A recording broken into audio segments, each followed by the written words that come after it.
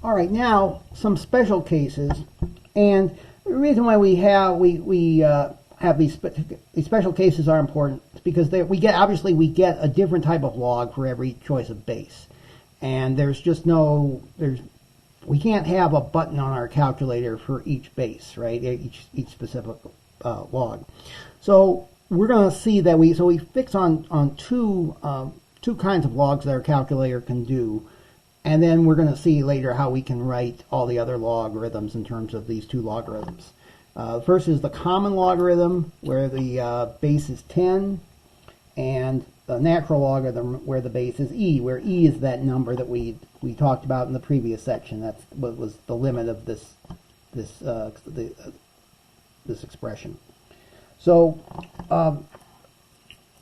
when it's just log and there's no subscript, that we imagine the 10 is there. This is the common logarithm. So the log of 100 is 2, since obviously 10 squared is 100, and 0.001, that should be 10 to the minus 3, right? That's 1 over 1,000. Okay, so that's why. So in general, 10 to the c equals b if and only if c is equal to log of b. With the natural logarithm, the base is e, and we use ln instead of log, subscript e, just because it's, well, there are a lot of reasons. It's a little easier to write, I guess, 2 letters instead of 3. The natural log of e has to be 1 because e to the 1 is equal to e. And what's the log of 1 over e to the 4th? Well, we know that e to the minus 4 is the same thing as 1 over e to the 4th. So the log is negative 4. It's a little harder to write, like what's the natural log of 2? Because in these nice numbers like 2, 5, 17, we don't think of them as powers of e. And they are powers of e. It's going to turn out that any positive number is a power of e. It's just that the exponent will not be a very nice whole number. Now, the natural log of 14, you can go ahead and compute this on your calculator. And let's see, I don't know if we want to do this. Okay, so we do that. Oh, yep, there's the logarithm function. The logarithm button is right in front of my face. Here it is, ln. So you take ln of 14, and it's 2.63905, so something like that. Okay, so the good news is that your calculator will be able to compute these logarithms. Now we can, once we have a log, we can talk about a logarithmic function. It's a function of x in the form of log x base a, or log of x with respect to a. And you can do this as long as a is positive and a is not equal to 1.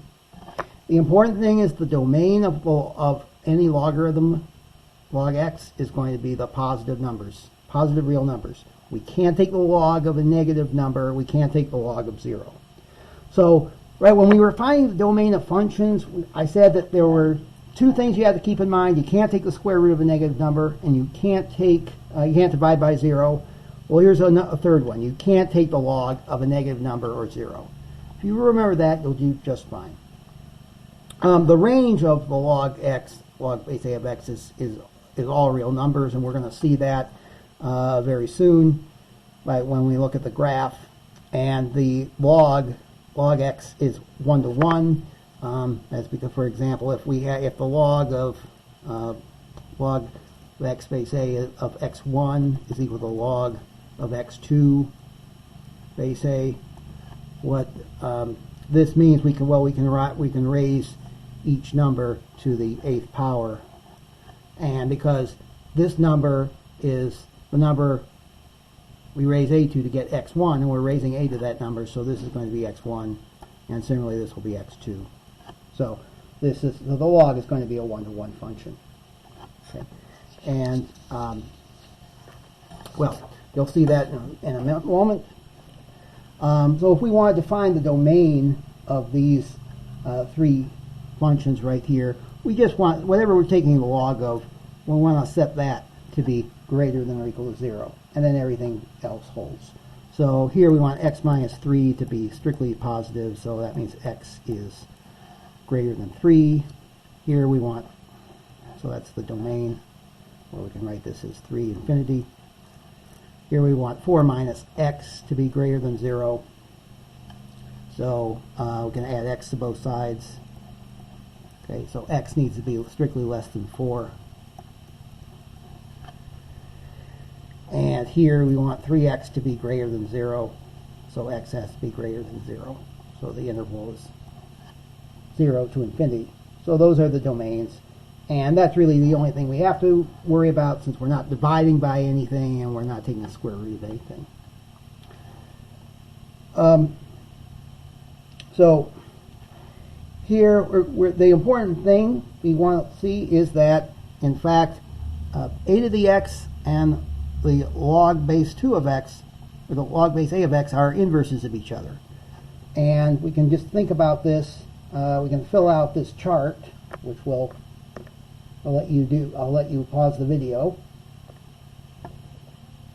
And here we are. We can, once we fill this out, we can see that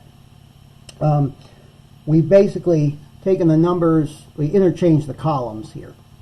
Okay, once we do this, you know, and that's no accident. We're going to, in fact, that we can see that 2 raised to the log base 2 of x is always going to be equal to x for as long as x is positive. Just as by definition, this is the number we raise 2 to get x. Well, we're raising 2 to it, so we get x. And similarly, if we take the log base 2 of 2 to the x, we're asking, well, 2 raised to what number is equal to 2 to the x? Well, this is x, and this holds for all real x. Okay. You should probably know what the graphs look like. When a is bigger than 1, we can see it's an increasing function. Its x-intercept will be at 1, because a log of 1 is 0 in any base. And notice the graph only occurs on one side, the positive side, when x is positive. And we can see that we have a vertical asymptote, which is the y-axis, but again, it's only hugging up one part, the negative part of the y-axis. And over here, it's shooting out. And it's continuing to increase. It never levels out.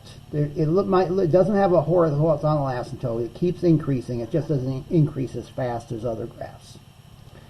And you'll see that this, in fact, if you compare this with the graph of y equals a to the x,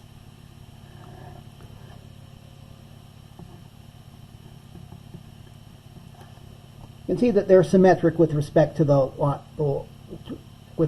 line y equals x, which is what happens when the graphs are of functions that are inverses of each other.